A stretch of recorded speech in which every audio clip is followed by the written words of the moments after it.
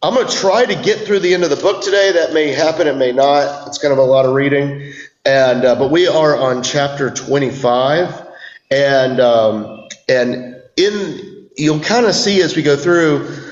We just finished David sparing Saul's life in the cave, and we're going to see as we go into chapter 25 that we have a very similar story to that. Yet again, 25 kind of seems out of place, but we can make that do with what we go on here. So we will read we'll read chapter 25.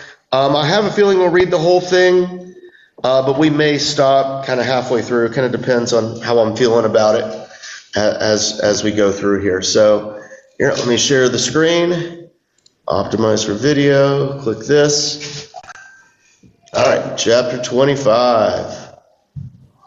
Then Samuel died, and the Israelites gathered together and lamented for him, and buried him at his home in Ramah. And David arose and went down to the wilderness of Paran.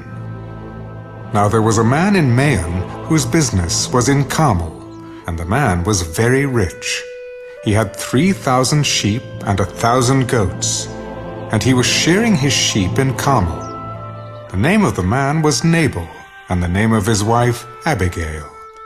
And she was a woman of good understanding and beautiful appearance. But the man was harsh and evil in his doings. He was of the house of Caleb. When David heard in the wilderness that Nabal was shearing his sheep, David sent 10 young men. And David said to the young men, "Go up to Carmel, go to Nabal, and greet him in my name. And thus you shall say to him who lives in prosperity, Peace be to you, peace to your house, and peace to all you have. Now I have heard that you have shearers. Your shepherds were with us, and we did not hurt them, nor was there anything missing from them all the while they were in Carmel. Ask your young men, and they will tell you. Therefore let my young men find favor in your eyes, for we come on a feast day. Please give whatever comes to your hand, to your servants, and to your son David." So when David's young men came, they spoke to Nabal according to all these words in the name of David, and waited. Then Nabal answered David's servants, "Who is David, and who is the son of Jesse? There are many servants nowadays who break away, each one from his master. Shall I then take my bread and my water and my meat that I have killed for my shearers, and give it to men when I do not know where they are from?" So David's young men turned on their heels and went back, and they came and told him all these words. Then David said to his men, "Every man gird on his sword." So every man girded on his sword, and David also girded on his sword. And about 400 men went with David, and 200 stayed with the supplies. Now one of the young men told Abigail, Nabal's wife, "Look, David sent messengers from the wilderness to greet our master, and he reviled them. But the men were very good to us, and we were not hurt, nor did we miss anything as long as we accompanied them when we were in the fields. They were a wall to us, both by night and day, all the time we were with them keeping the sheep. Now, therefore, know and consider what you will do. For harm is determined against our master and against all his household, for he is such a scoundrel that one cannot speak to him." Then Abigail made haste, and took 200 loaves of bread, 2 skins of wine, 5 sheep already dressed, 5 seahs of roasted grain, 100 clusters of raisins, and 200 cakes of figs, and loaded them on donkeys. And she said to her servants, "Go on before me. See, I am coming after you." But she did not tell her husband Nabal. So it was, as she rode on the donkey, that she went down under cover of the hill.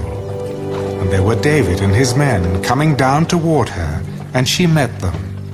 Now David had said, Surely in vain I have protected all that this fellow has in the wilderness, so that nothing was missed of all that belongs to him.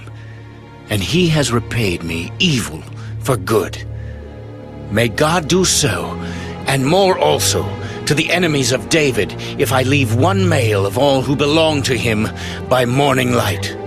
Now when Abigail saw David, she dismounted quickly from the donkey, fell on her face before David, and bowed down to the ground. So she fell at his feet and said, On me, my lord, on me let this iniquity be. And please, let your maidservant speak in your ears, and hear the words of your maidservant. Please, let not my lord regard this scoundrel Nabal. For as his name is, so is he. Nabal is his name, and folly is with him. But I, your maidservant, did not see the young men of my lord whom you sent. Now therefore, my lord, as the Lord lives and as your soul lives, since the Lord has held you back from coming to bloodshed and from avenging yourself with your own hand, now then, let your enemies and those who seek harm for my lord be as Nabal. And now this present which your maidservant has brought to my lord, let it be given to the young men who follow my lord. Please forgive the trespass of your maidservant, for the Lord will certainly make for my lord an enduring house, because my lord fights the battles of the Lord, and evil is not found in you throughout your days. Yet a man has risen to pursue you and seek your life. But the life of my lord shall be bound in the bundle of the living with the Lord your God. And the lives of your enemies he shall sling out as from the pocket of a sling. And it shall come to pass, when the Lord has done for my lord according to all the good that he has spoken concerning you, and has appointed you ruler over Israel, that this will be no grief to you, nor offense of heart to my lord, either that you have shed blood without cause, or that my lord has avenged himself. But when the Lord has dealt well with my lord, then remember your maidservant.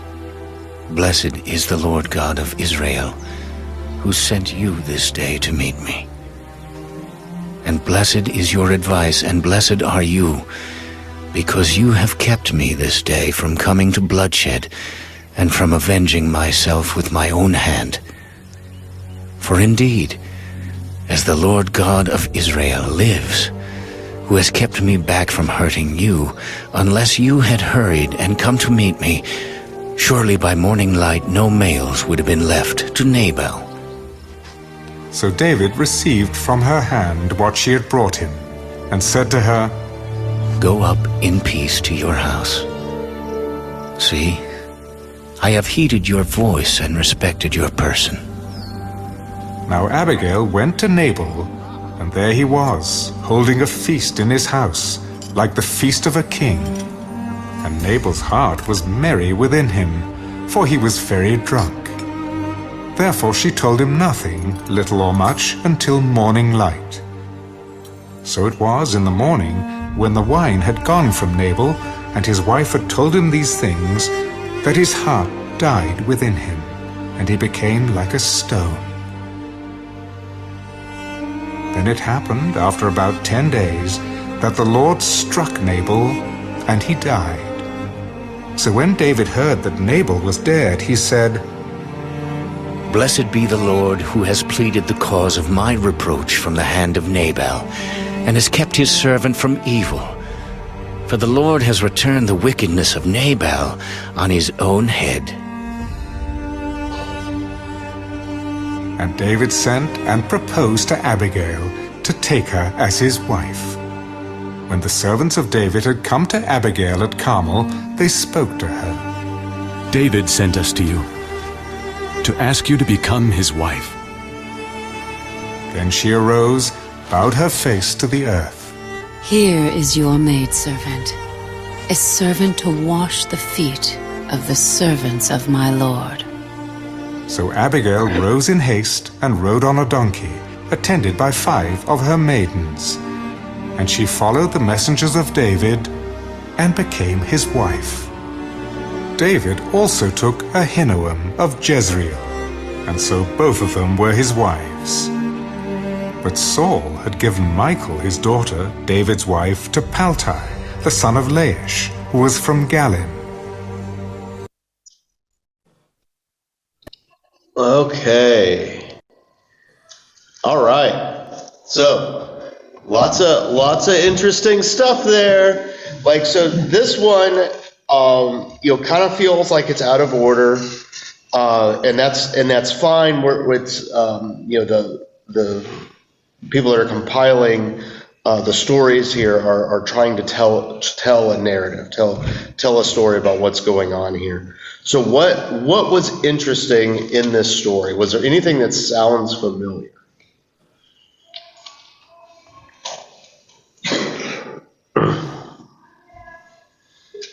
Anything at all? Everyone's being so quiet. Let's see. So, as you guys think about it, Reference to the sling. the reference to the sling. That was something that I noted. I thought that was kind of interesting. Did you pick anything else up from that? From just a reference to the sling? Well, just reference that she knew David. She knew of his Yeah. defeat of Goliath, who was their champion, her people's champion. Mm-hmm. And like I also think like you look at what's going around here, and David is getting ready to attack this guy. Yeah.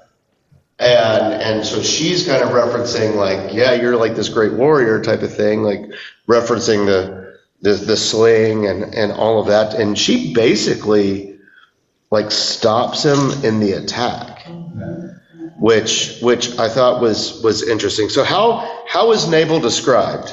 Like this is, I think, kind of important. Son of a bugger. Scoundrel. Yeah. What'd you say, Cheryl? Oh, I gotta let Lee back in. Scoundrel. Scoundrel, yep. Foolish. Whore. All that good stuff. Like foolish. Like that's not well. Now, there's some interesting things describing him. First off, it talks about Samuel dying, like up at the top. So we're kind of seeing that previous thing is kind of gone away.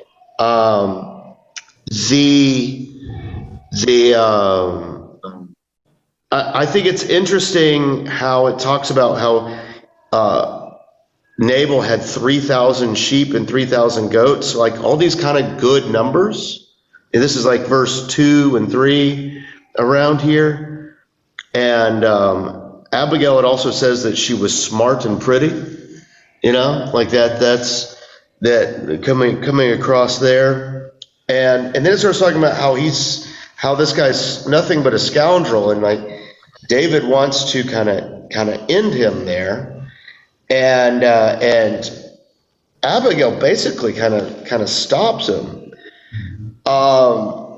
And Nabal ends up dying. It says like in verse 38, it says that he died after 10 days, which that's also an interesting number with the Lord and all that stuff. It was interesting that Nabal supposedly didn't know who David was, but yet Abigail did. Yeah. So, yeah. Well, and it's interesting. So Nabal's really wealthy, and apparently his workers and sheep needed protection. That's what David and his men were doing, but Nabal didn't provide that protection. Yeah. And he could have because he was wealthy. Yeah. So, yeah. Yeah. He was a fool, I guess. So, yeah. So he's a full, to me, now this is me being,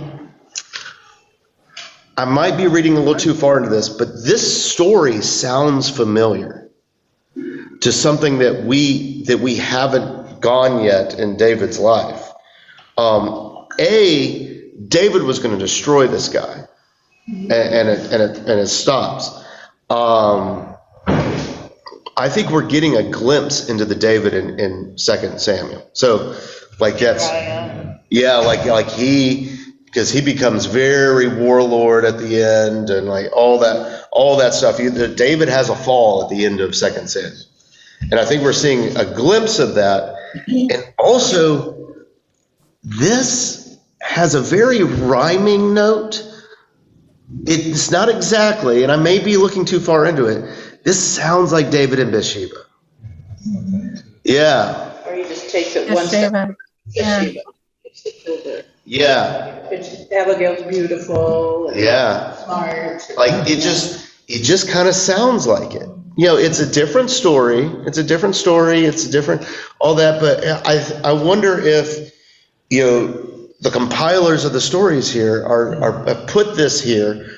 It's like, listen, David's great, but you know, we're seeing this and almost like a foretaste of like this is also going to be his downfall, and that's which is interesting, Mm-hmm. And because it kind of sounded. I was sitting there reading. We were sitting there reading, and I was like, gosh, this sounds like that. It's not the same, but she really stops him from his worst tendencies to go after him, and so she really stops him there. But it is kind of funny that he like ends up marrying her, and like all the ladies, all the ones all the ladies here except for Michael.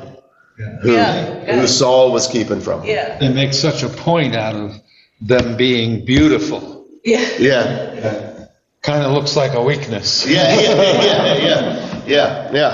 And so like it's all kind of here. So was there anything else? But it kind of, to me too, it seems like David knew he shouldn't go and do that revenge. Yeah. Because he said, "Blessed be the Lord, the God of Israel, who sent me this day to keep me from blood guilt and, you know, avenging myself by my own hand." He knew he wasn't following God in this. Yeah. He didn't pray about it. He didn't ask, should I go? Yeah. He just, like I said, kind of a foreshadowing of how he's. And we're going to see a different David going into the next chapters here, because you see a David who is praying about things and is seeking God. And that's interesting that this story is located in here. That it's almost like a little bit of a humanizing of David here as we go forward, and so that's and it's interesting. After Abigail stops him, verse 33, blessed is your advice and blessed are you, because you have kept me this day from coming to bloodshed and from avenging myself with my own hand.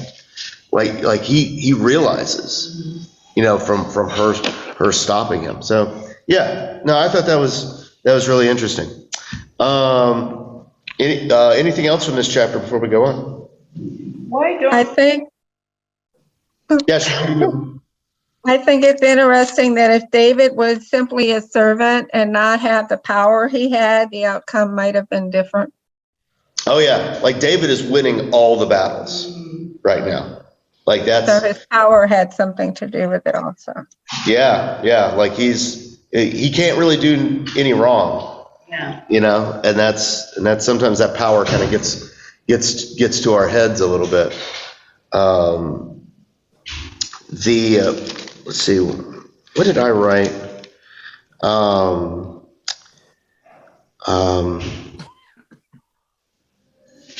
Yeah, I don't. He directed his servants to go approach her. Yeah. Did you see anything special from that? And Abigail actually was like a mediator in the beginning when she went to him. Yeah. Yeah, it's true. It's true. Okay, well, let's go on to 26. I'm pretty sure we'll read this whole one too, because it's all kind of one thing. So, chapter 26. Here we go.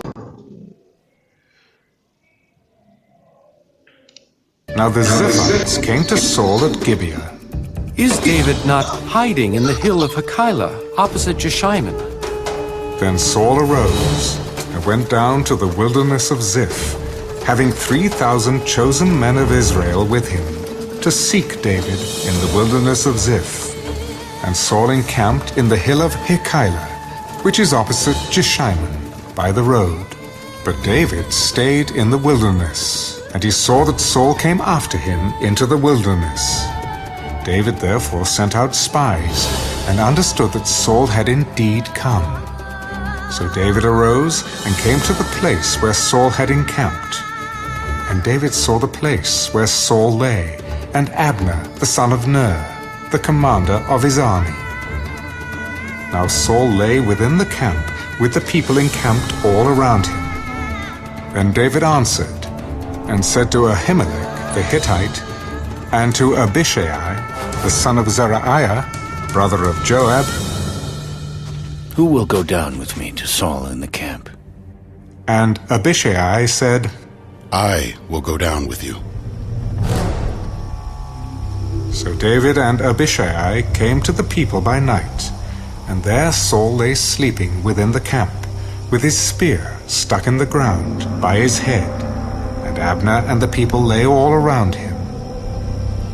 Then Abishai said to David, God has delivered your enemy into your hand this day. Now, therefore, please, let me strike him at once with the spear, right to the earth, and I will not have to strike him a second time. Do not destroy him. For who can stretch out his hand against the Lord's anointed and be guiltless? As the Lord lives, the Lord shall strike him, or his day shall come to die, or he shall go out to battle and perish. The Lord forbid that I should stretch out my hand against the Lord's anointed. But please, take now the spear and the jug of water that are by his head, and let us go. So David took the spear and the jug of water by Saul's head, and they got away, and no man saw or knew it or awoke, for they were all asleep, because a deep sleep from the Lord had fallen on them. Now David went over to the other side, and stood on the top of a hill afar off, a great distance being between them. And David called out to the people and to Abner the son of Ner, Do you not answer, Abner? Who are you, calling out to the king? Are you not a man? And who is like you in Israel? Why then have you not guarded your lord the king? For one of the people came in to destroy your lord the king. This thing that you have done is not good. As the Lord lives, you deserve to die, because you have not guarded your master, the Lord's anointed. And now see where the king's spear is, and the jug of water that was by his head. Then Saul knew David's voice. Is this your voice, my son David? It is my voice, my lord, O king. Why does my lord thus pursue his servant? For what have I done? Or what evil is in my hand?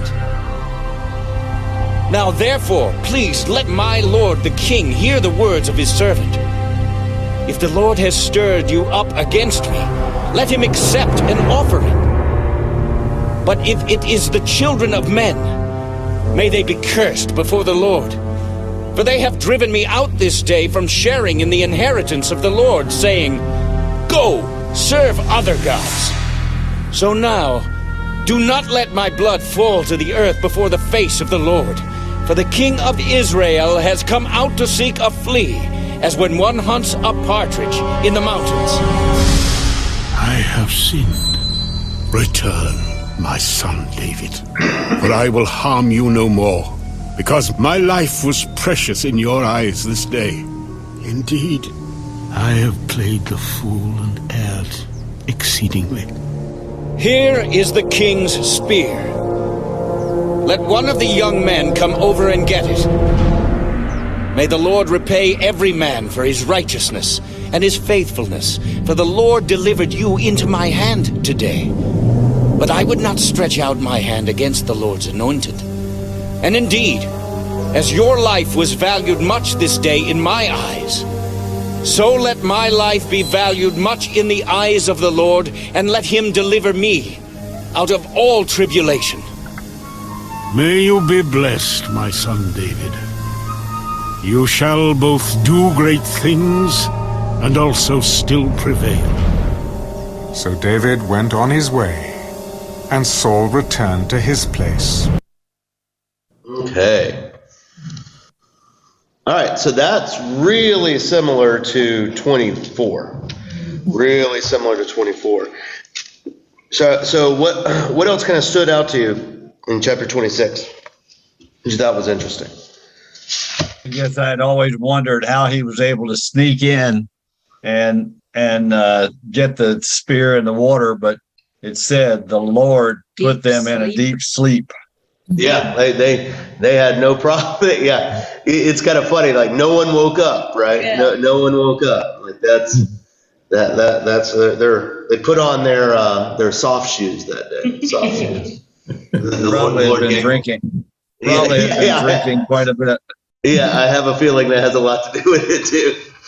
That they were inclined to sleep by more than one type of spirit. Like that's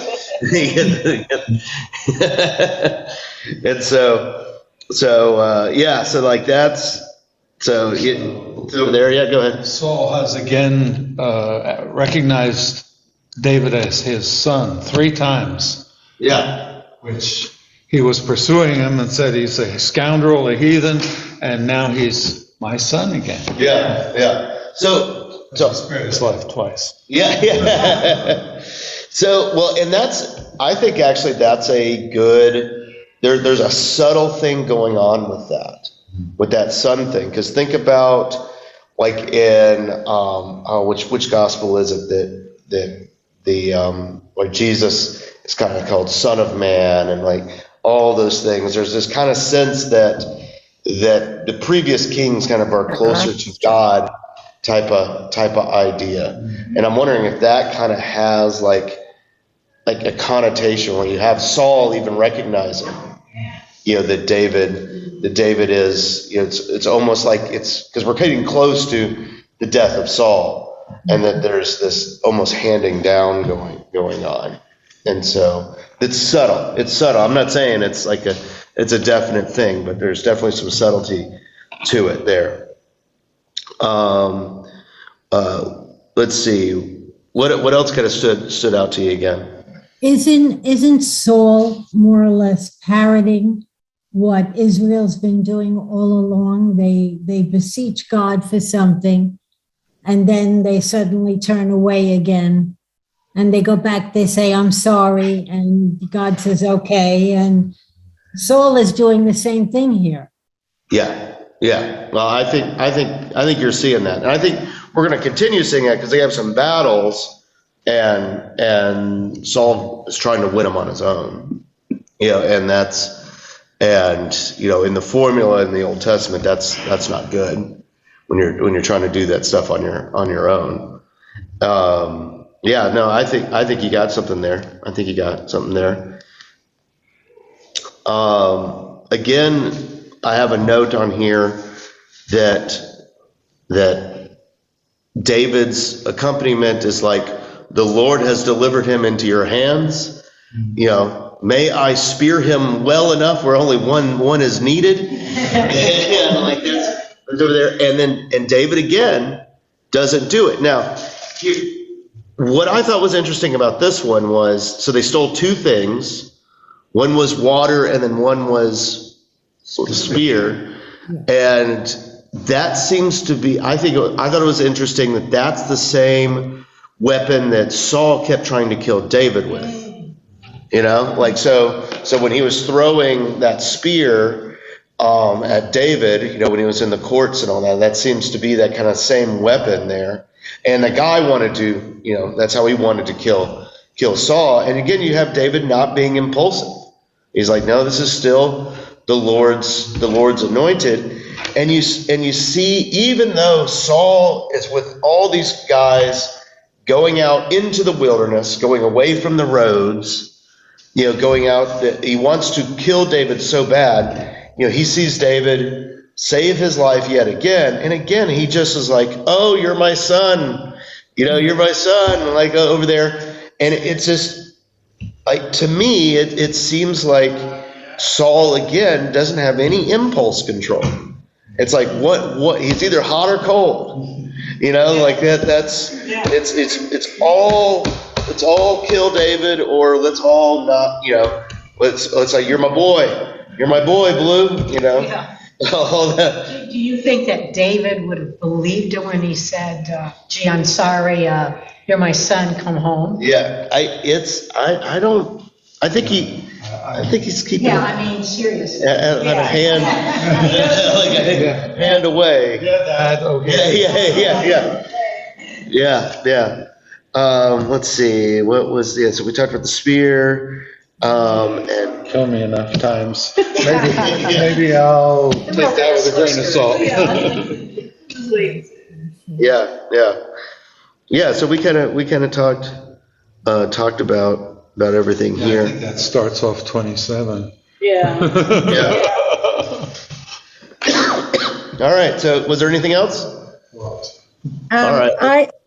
Yeah, go ahead, Cheryl. I saw in, I think it's verse 19, where he refers to the mortals have driven him out today from his share of the heritage, saying, go serve other gods. And I didn't see that before coming from Oh, yeah. David about. Let me read that again. In other words, if the Lord speaks so. It's in verse 19, at least in my. But if it is children of men, may be cursed before the Lord. They have driven the Lord.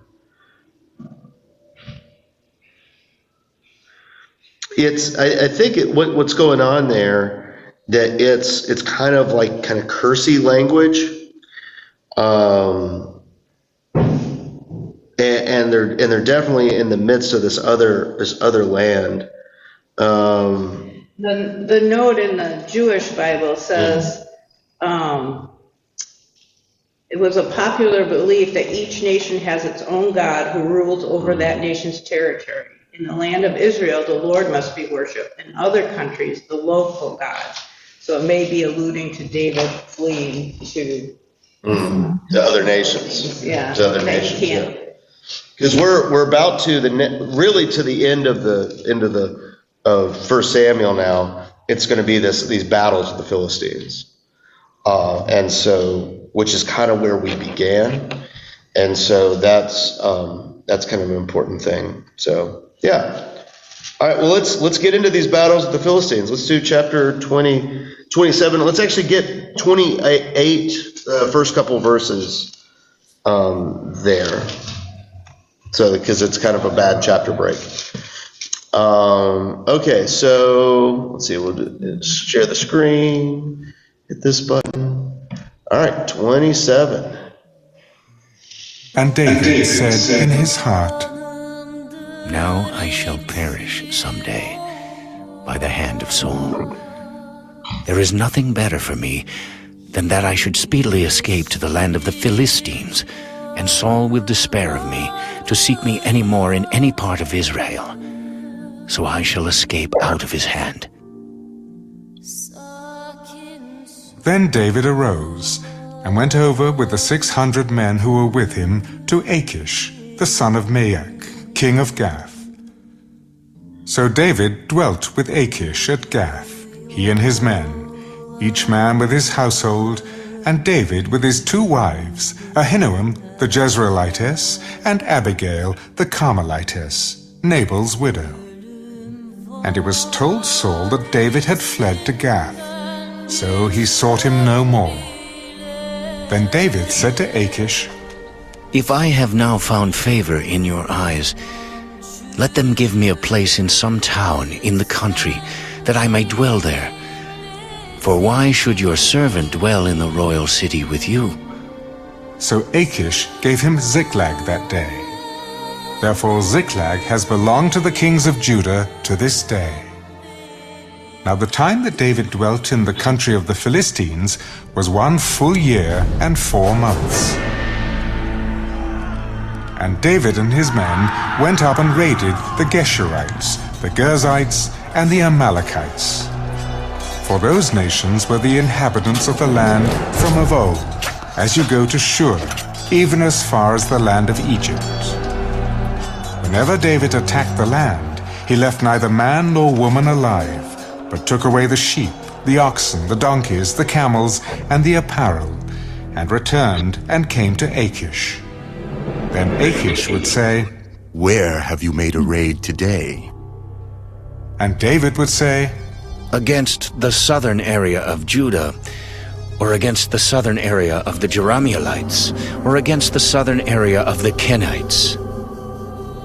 David would save neither man nor woman alive, to bring news to Gath, saying, Lest they should inform on us, saying, Thus David did.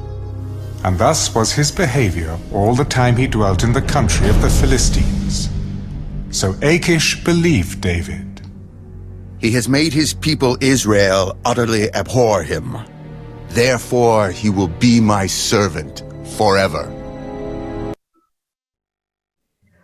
Now it happened in those days that the Philistines gathered their armies together for war, to fight with Israel. And Achish said to David, You assuredly know that you will go out with me to battle, you and your men. Surely you know what your servant can do. Therefore, I will make you one of my chief guardians. Oh, forever. Okay, so,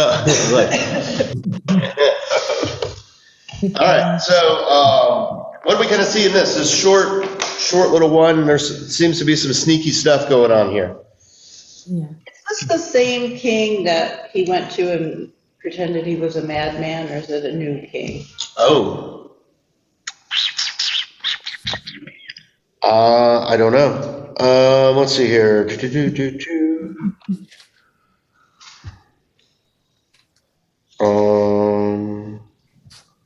My note here doesn't have anything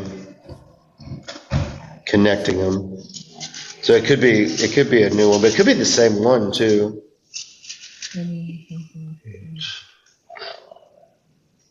Let's see, what about my... Yes, Beth, 22, how's it? Yeah, at 21:11, Achish of the king of Gath. And David fled that day from Saul and went to Achish, king of Gath. Okay, so seems like it's the same. Yeah. It's the same guy. Yeah. Look at that memory. I had a note. Yeah, okay, it's the same guy. Okay, yeah. So just a few chapters before.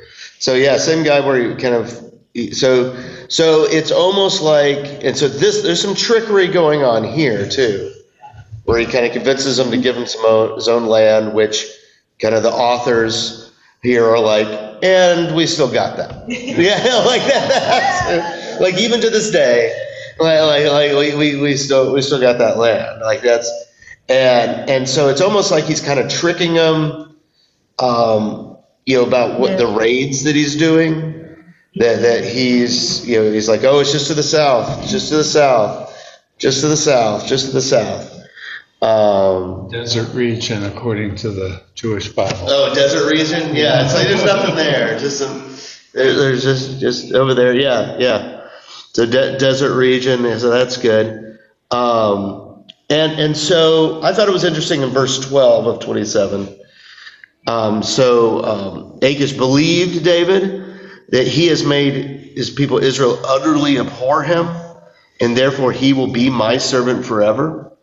And that's an interesting thing. Suddenly you see what Achish wants, and he's just like, I just want to use David, which I think that fits in with what Tracy talked about, where David is playing the fool there a few chapters back. And let's see here. Then, and Achish is trying to get David to agree to him, and he doesn't really seem to be agreeing with him. And so you kind of see that David seems to be having the upper hand in trickery to these other leaders and all of that. And now we get to have the contrast to that with Saul. And so was there anything else we wanted to say about 27, 28? I thought it was interesting that he took no prisoners. He killed them all so that they couldn't report back to Achish what he was really doing. So that's I meant to say something about that. Yeah, it also sounds like I'm not a big fan of Joshua, but it sounds like that when they were like, don't leave anybody, alive. Like that's, and it kind of seems like David is actually living in that over there, which, kind of, you start thinking about what righteousness looks like back then and all that stuff. And yeah, he's not leaving anybody. And so I didn't quite connect it to the Achish, but yeah, that's exactly what it says there.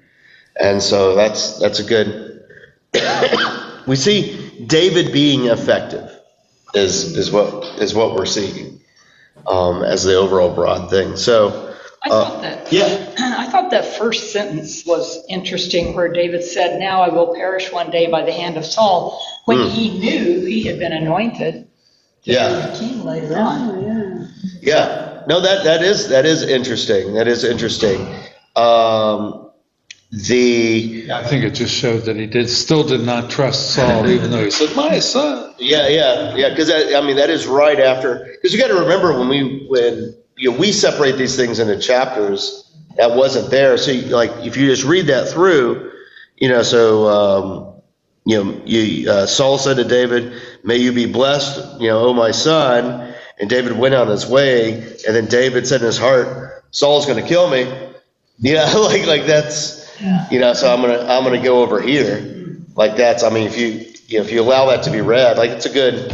It's like, okay, David's being shrewd. He realizes that Saul probably doesn't mean what he's saying, and that's good. That's good pointing that out. And the Jewish Bible does say that in 28:2 that I will appoint you my bodyguard for life. Yeah. Not just a servant. Okay, so like that right there. Yeah. You're going to be real close to me. Yeah. Your friends closer. Closer. Yeah. Closer. Yeah. Exactly. So, all right. Well, let's go on to 28, and we'll do this chapter. So 28, chapter 28, verse 3. Okay, and share, and 3. Here we go. Now Samuel had died, and all Israel had lamented for him, and buried him in Ramah, in his own city. And Saul had put the mediums and the spiritists out of the land. Then the Philistines gathered together and came and encamped at Shunem. So Saul gathered all Israel together, and they encamped at Gilboa. When Saul saw the army of the Philistines, he was afraid, and his heart trembled greatly. And when Saul inquired of the Lord did not answer him, either by dreams, or by Urim, or by the prophets. Then Saul said to his servants, "Find me a woman who is a medium, that I may go to her and inquire of her." In fact, there is a woman who is a medium at Endor. So Saul disguised himself, and put on other clothes, and he went and 2 men with him, and they came to the woman by night. Please conduct a seance for me, and bring up for me the one I shall name to you. Look, you know what Saul has done. How he has cut off the mediums and the spiritists from the land. Why then do you lay a snare for my life to cause me to die? And Saul swore to her by the Lord. As the Lord lives, no punishment shall come upon you for this thing. Whom shall I bring up for you? Bring up Samuel. When the woman saw Samuel, she cried out with a loud voice,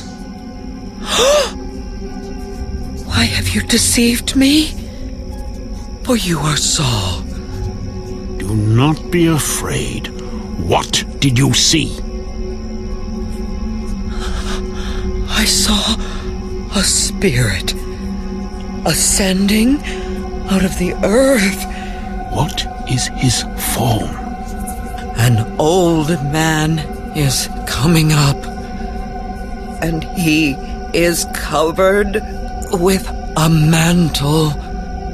And Saul perceived that it was Samuel, and he stooped with his face to the ground and bowed down. Now Samuel said to Saul, Why have you disturbed me by bringing me up? I am deeply distressed. For the Philistines make war against me, and God has departed from me, and does not answer me anymore, neither by prophets nor by dreams. Therefore I have called you, that you may reveal to me what I should do.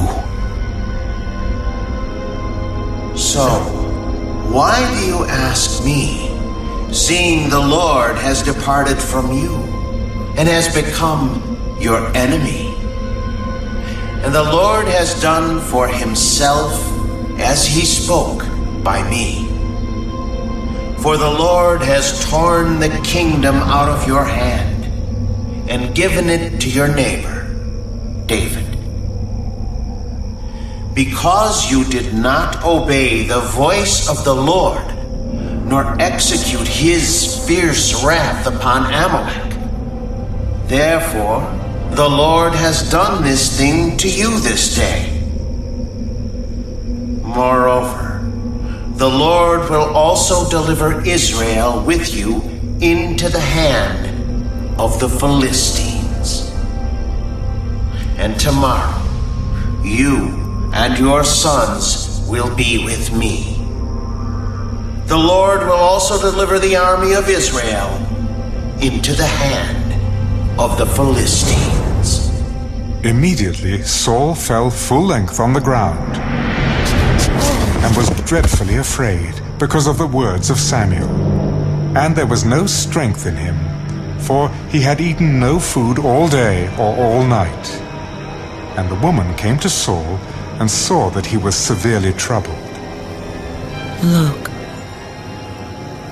your maidservant has obeyed your voice, and I have put my life in my hands and heeded the words which you spoke to me. Now, therefore, please, heed also the voice of your maidservant, and let me set a piece of bread before you, and eat, that you may have strength when you go on your way. But he refused. I will not eat. So his servants, together with the woman, urged him, and he heeded their voice. Then he arose from the ground and sat on the bed. Now the woman had a fatted calf in the house, and she hastened to kill it. And she took flour and kneaded it, and baked unleavened bread from it. So she brought it before Saul and his servants, and they ate. Then they rose and went away that night.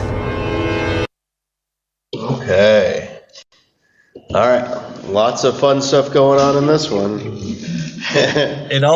It always amazes me when they talk, and many times they go through this in scripture about somebody coming to the house and they make bread and they kill the fatted calf and they roast it and they have a meal. That doesn't happen in an hour. to kill an animal and to butcher it and to cook it and make bread. You're talking about a week. Yeah, exactly, Ed. You're talking about days. You're not talking about one day. It's the microwave, Dave. She's a bishop. Microwave, yeah, right. Drain the blood. Yeah, now it does say that she didn't let the bread rise. So like that's yeah.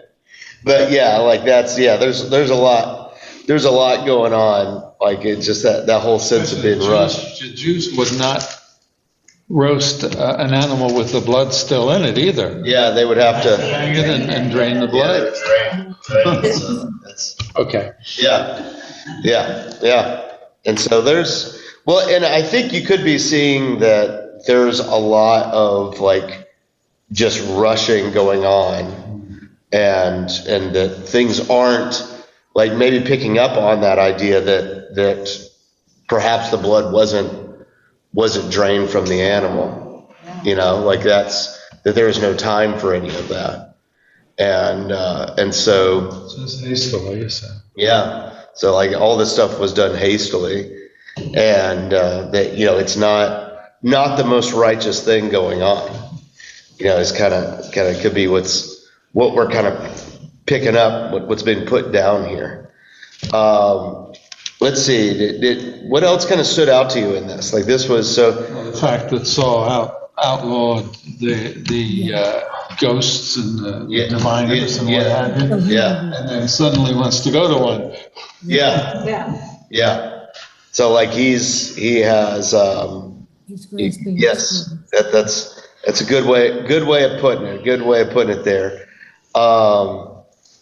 And I also think it's interesting that they know exactly where to go. Yeah.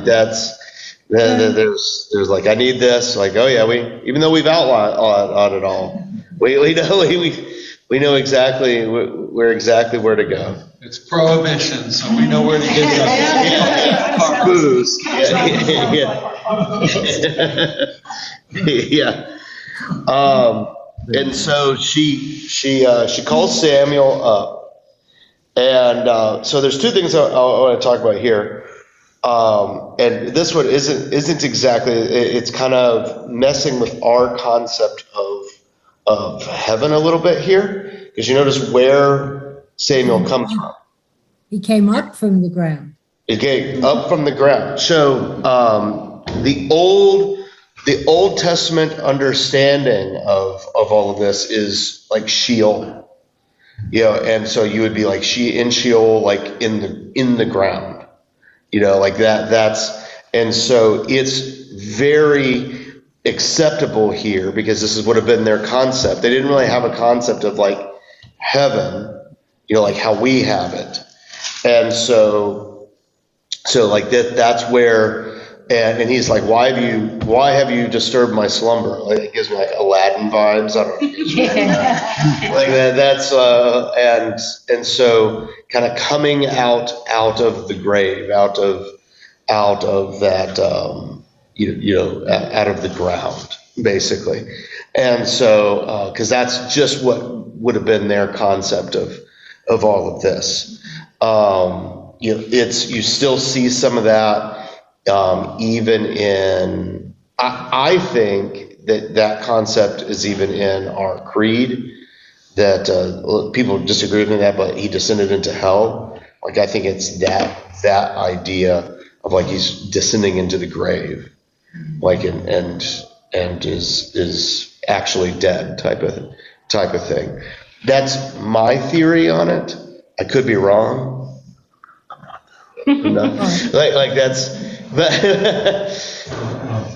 yeah, like that's, but yeah. So I just wanted to point that out because that's, we often think of like, oh, heavenly realms up there, kind of in the sky, and that's not necessarily consistent with the entire what's going on in the book here. So, but what I think is very interesting about it is Samuel is remarkably consistent even after death, as he is at the beginning of First Samuel. You know, like that's everything he's talking about. So when he's let's see, what was the reference?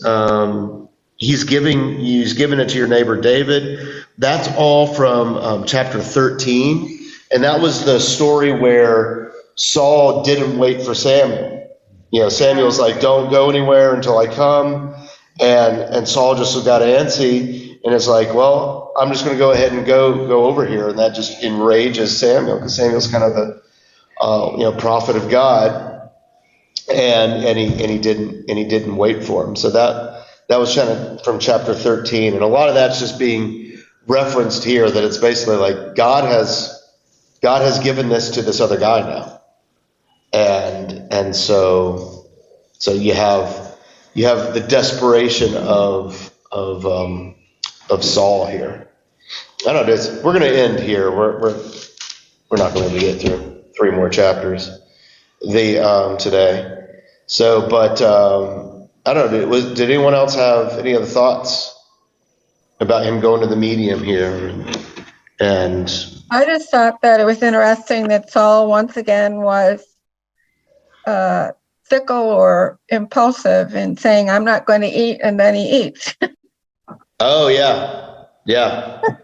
Like that's that's a good example. Like and as we talked about before, it doesn't look like it's all that good that he eats, because like you have unleavened bread, you have all these things that have overtones to in Jewish history, and it seems like they're just kind of getting forgotten about. Like the draining of the blood of the animal, I missed that when we were reading that. Like I have a feeling, with having that kind of cultural understanding of all this stuff, like none of this is good. Going to see mediums, having eating too fast, like all this stuff. Like, so what's your concept of the woman actually bringing up Samuel?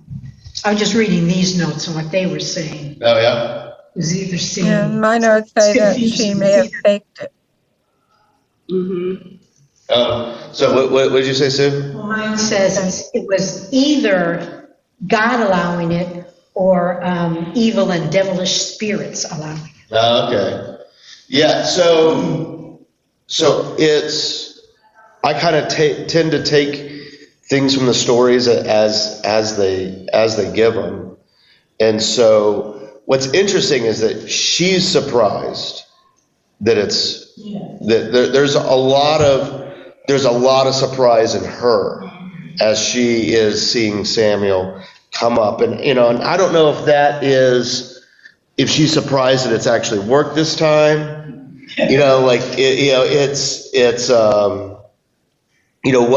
Whatever is going on, or it's actually Samuel that's coming up, because as we can see, like Samuel is very, like he's on note for everything he has said before, and yeah. I was just looking in the Kretzmann commentary to see what they said about that. And it says that this apparition could not have been the real Samuel is evident from the fact that those who die in the Lord are blessed, their souls are in the bliss of heaven from henceforth, from the moment of death, and the devil has no jurisdiction over those who have fallen asleep in the Lord. Then it says one of Satan's own evil spirits here had to serve the Lord as a messenger proclaiming to Saul his early destruction. And then it goes. So yeah, so like that's definitely a read of it. I think they're having to do some gymnastics to get there. Yeah. Whereas like I think it's interesting, and this is just my opinion. I think it's interesting that she's very surprised that it's worked. That it's over here, that the Saul thing, and Saul is on brand. Like that's Saul. Samuel is on brand. Like that, he's saying the same stuff that he's said for the chapters before. So, however however the apparition is happening, and I would say the compilers of the story want us to think that it's Samuel, because like even from the grave, like Samuel, like what Saul is doing is literally causing Samuel to roll over in his grave. You know, that we are seeing here. You know, like that's and so they, you know, whether or not it's Samuel or not, or just a spirit or anything like that. You know, like the story wants us to see, like, this is a consistent message of Samuel, and it's kind of almost further foolishness of Saul to try to get help from Samuel when Samuel's just saying the same thing that he's always said. Mm-hmm. Yeah. You know, like that is, you know, kind of what, you know, I think is going on. What's going on there, and it's just fully, you know, Saul should have not done any of this, you know, shouldn't have gone to the medium, shouldn't have done any of it, and it's almost like, you know, he's expecting it to get a different answer, you know, this time, and he just gets the same answer again. I think he's desperate. The Bible makes an interesting note on that section. Yeah. It says, apparently only the woman could see the ghost, whereas Saul could only hear him. The appearance of Samuel's ghost is considered to be real, not trickery by the woman or imagination of Saul. The Bible believes in the possibility of sorcery, soothsaying, and necromancy, but prohibits them as heathen practices. Yeah. Believes in them, but can't do it. Yeah, that that's not a righteous thing to do. Not a righteous thing to do. And that's definitely, you know, what's being talked about here. So there's a lot of different ways that we can view this and see what's going on. But you know, the thing that the story is saying is that Saul has no business doing what he's doing. That's definitely not acting in any kind of righteousness. And he, which is, I think, is shown by that meal at the end. That was a good observation from oh, they're gone. So it's, I don't have to play nice to Ed Furness now. He's gone. Like that's, and but I thought that was a good observation, and like the blood in the animal, like there's nothing righteous going on here, and we're going to see that as we go forward, just opposed to David, who is doing righteous things. So, and I think as we look forward into the future, yes, David does some bad stuff, like with Bathsheba and all that stuff, but he looks to go a different way from those things. And Saul, we can see that he just keeps bending into the same way. Like, he knows that he shouldn't be going and seeing these mediums, and yet he has to talk to his old pal Samuel again. You know, and he gets the same answer that he's always gotten. And so, like, Saul, it's almost like he's a lost cause now. Yeah. He's a perfect example of, we do the things we should not do. Yeah. It's like that.